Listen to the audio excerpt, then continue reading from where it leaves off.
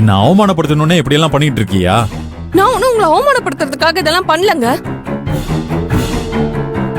நான் பிறக்கும் போதே அதிர்ஷ்டம் இல்லாதவளதான் பிறந்தேன். என்ன மாதிரியே என் குழந்தையும் ஒண்ணு இல்லாம பிறக்கறதா நான் விரும்பல. ஏய், என்ன உளறிட்டு இருக்க? நான் ஒண்ணு எதுவும் உளரலங்க. அந்த வீட்ல எனக்குன்னு என்ன மரியாதை இருக்கான் நீங்களே சொல்லுங்க பாக்கலாம்.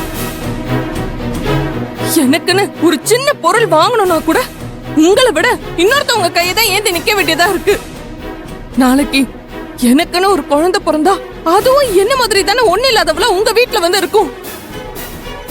குழந்தைக்கு தேவையானது ஒரு சின்ன விஷயம் வாங்கணும்னா கூட அந்த வீட்டுல ஒரு பக்கத்தவளாதான் இருப்பேன்.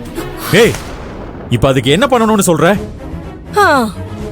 பெருசா அந்த வீட்டோட மூத்த மருமகன் தான் பேரு. ஆனா எனக்கு ஒரு மருந்து மாத்திரை வாங்கணும்னா கூட உங்க வீட்டுல இன்னொருத்தரோட கையை தானே ஏந்தி நிக்க வேண்டியதா இருக்கு.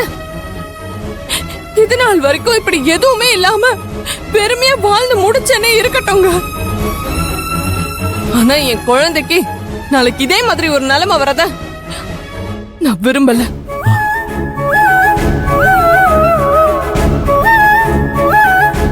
என்னைக்கு நமக்குன்னு சொத்தோ இடமோ பொருளோ வாங்குறனோ அன்னைக்குதான் நான் குழந்தைய பெத்துக்க தகுதியானவன்னு என்னால உணர முடியும்.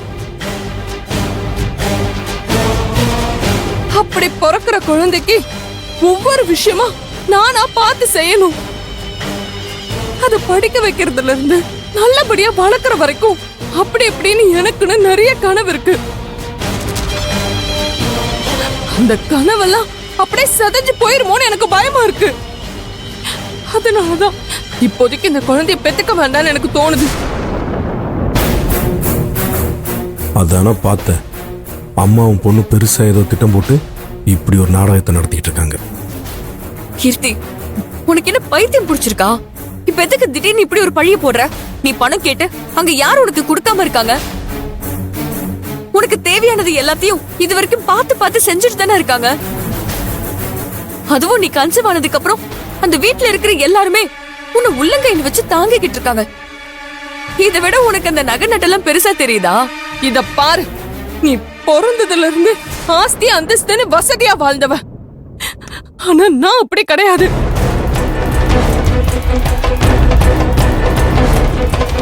என்ன மாதிரியே என் குழந்தையும் ஒண்ணு இல்லாதவளா வாழ்ந்துடக்கூடாதுன்னு நான் நினைக்கிறேன்.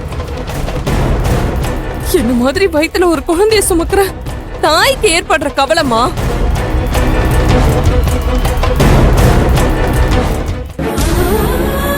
இதெல்லாம் முன்ன பின்ன வயித்துல ஒரு குழந்தைய சுமந்து தாய்ங்கிற அந்தஸ்து அடைஞ்சவங்களுக்கு தான் புரியும்.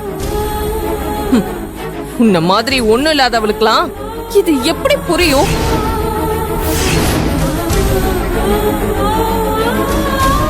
வந்துட்டான் அட்வைஸ் பண்றான்னு எனக்கு. ஏய், என்ன பேசுறன்னு தெரிஞ்சுதான் பேசுறியா? உன் சொந்த ஆசை பாசத்துக்காக உன் வயித்துல வளர குழந்தைய அழிக்க பாக்குற? நீ எல்லாம் ஒரு நல்ல தாயா? டாக்டர் போன் பண்ணி நீ அபார்ஷன் பண்ண போறன்னு சொன்னதும் 2 பேரும் பதறி அடிச்சிட்டு வந்தாங்க. அவங்கள போய் இப்படி பேசிட்டு இருக்க? இதுக்குதான் அந்த டாக்டர் கிட்ட அப்பவே சொன்னேன், என் வீட்டுக்கு போன் பண்ணி தொலைக்காதீங்க, அவங்க இதெல்லாம் புரிஞ்சுக்க மாட்டாங்கன்னு. அந்த டாக்டர் நான் சொன்னதை கேட்கலையே. கேட்காம இப்படி உங்களுக்கு எல்லாம் போன் பண்ணி வர வச்சு அப்பப்பப்பா இங்க உங்க நாடகத்தை ஆரம்பிச்சிட்டீங்கல்ல. யார் நாடகம் ஆடுறது? நாடகம் ஆடுறது யாருன்னு உங்களுக்கே நல்லா தெரியும். ஷூ வேலு, கொஞ்சம் அமைதியா இருங்க. மா, இந்த ஹாஸ்பிட்டல் இல்லன்னா என்னமா? காசை வாங்கிட்டு ஏதாச்சும் ஒரு ஹாஸ்பிட்டல்ல நம்ம சொல்றத கேட்டுட்டு அபார்ஷன் பண்ணாமையா இருப்பாங்க? ஐயோ கடவுளே, வீட்ல இருந்து வந்து என் பொண்ணை சமாதானப்படுத்தி கூட்டு போவீங்கன்னு பார்த்தா இங்க நடக்கிற கூத்துல உண்மையாவே என் பொண்ணுக்கு அபார்ஷன் ஆயிடும் போல இருக்கே. நான் என்ன பண்ணுவேன் கடவுளே? இத பாரு, இப்போ உனக்கு என்ன தேவையோ அதை நான் செய்யணும், அவ்வளவுதானே? அதை நான் செய்யறேன்.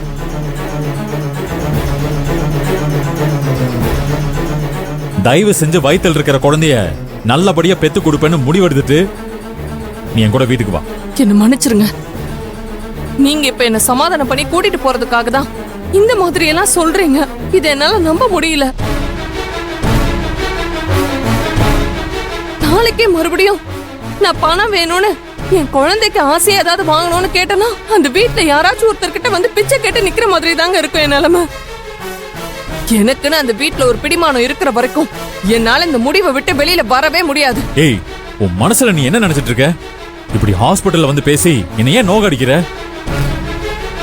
மாமா, நான் சொல்றேன்னு தப்பா எதுவும் எடுத்துக்காதீங்க.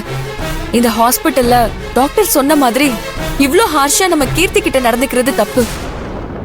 அவ ஆசை என்னன்னு கேட்டு அவ உணர்வுக்கு மதிப்பு கொடுக்கறது தான் நல்லதுன்னு என் மனசுக்கு படுது.